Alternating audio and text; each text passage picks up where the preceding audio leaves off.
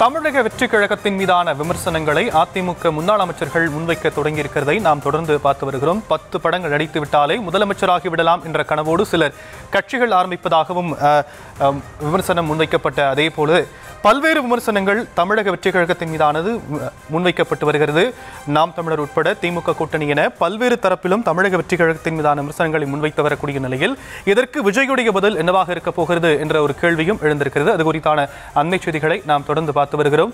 தொடர்ந்து இது குறித்து பேசுவதற்காக அரசியல் விமர்சகர் திரு ரவீந்திரன் துரைசாமி அவர்கள் நம்மோடு இணைந்திருக்கிறார். அவரிடம் பேசலாம். சார், இணைப்பில் வந்தமைக்க நன்றி. இப்போ அதிமுக தொடங்கி பல கட்சிகள் தமிழக வெற்றி கழகத்தின் மீதான விமர்சனங்களை முன் வச்சு வராங்க. அதில் குறிப்பா அதிமுக முன்னாள் அமைச்சர்கள் பல்வேறு விமர்சனங்கள் முன் வச்சிருக்கிறாங்க. இதை நீங்க எப்படி பாக்குறீங்க சார்? அதிமுகவினை பொறுத்தவரையில் தவேக தங்களுடன் கூட்டணிக்கு வரும் என்று எதிர்பார்த்தார்கள். ஆனால் கூட்டணி அரசியலில் தங்களுக்கு எதிராக ஒரு கூட்டணியை அமைத்து தங்களை 150 இடங்களில் டெபாசிட் இழக்க செய்யக்கூடிய ஒரு சக்தி பாஜகவிற்கு இருக்கிறது. அவர்கள் 2024 அத்தகைய சக்தியை காட்டினார்கள் என்பதன் அடிப்படையில் பாஜகவுக்கு முன்னுரிமை கொடுத்து பாஜகவுடன் முதலில் கூட்டணி அமைத்துக் கொண்டார் எடப்பாடி பழனிசாமி அவர்கள். பாஜக கூட்டணியில் இருக்கும் அவர் அடுத்ததாக தவேகவும் தங்கள் கூட்டணிக்கு ஆர் வி உதயகுமார் அவர் நல்ல முக்கியத்துவத்தை கொடுத்து அழைத்தார். ராஜேந்திர பாலாஜி குறைவான முக்கியத்துவத்தை கொடுத்து அழைத்தார். இந்த சூழ்நிலையில் அதில் ஏற்றுக்கொள்ள முடியாத தவேக நாங்கள் தனித்து போட்டியிடுவோம், எங்கள் தலைமையில் நாங்கள் முதல்வராக அந்நியமித்து போட்டியிடுவோம் என்று அவர்கள் அறிவித்து விட்டார்கள். எடப்பாடி பழனிசாமிக்கு சபார்டினேட்டாக போவதற்கு தயாரில்லை என்ற கருத்தை தனது கட்சி கூட்டத்தில் திரு விஜய் அவர்களே தெளிவாக அறிவித்து விட்டார்கள்.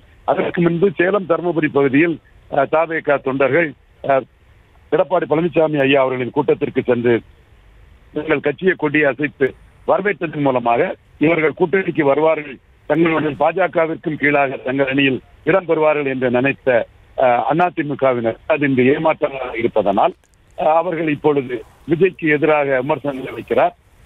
அப்பொழுது பலம் நிரூபிக்காத விஜய் ஒரு அரசியல் சக்தியாக கருதி கூட்டணி எடப்பாடி பழனிசாமி தனிப்பவர் கூப்பிட்டதே ஒரு அரசியல் பிளண்டர். பலம் நிரூபிக்காதவருக்கு டிரான்ஸ்பரிங் ஓட்டு கிடையாது என்பதுதான் இந்திய அரசிலும் தமிழக அரசிலும் நிரூபித்திருக்கிறது. என்றாலும் கூட்டணிக்கு ஆள் இல்லாத சூழ்நிலையில் அவர்கள் விஜய் அளித்தார்கள். இப்பொழுது விஜய் தான் தலைமையில் கூட்டணி அமைத்து பலம் நிரூபிக்கப் போகிறேன் என்று கூறியதும் அதனை ஏற்றுக்கொள்ள முடியாமல் விஜய் மீது விமர்சனங்களை வைக்கிறார்கள். இந்த விமர்சனம் ஒரு சந்தர்ப்பவாத நிலைப்பாடாகத்தான், அதிமுகவின் சந்தர்ப்பவாத நிலைப்பாடாகத்தான் பார்க்கிறேன்.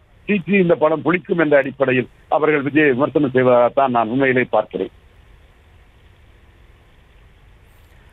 நன்றி திரு ரவீந்திரன் துரைசாமி. இணைப்பில் வந்து உங்களுடைய கருத்துக்களை பகிர்ந்தமைக்கு நன்றி.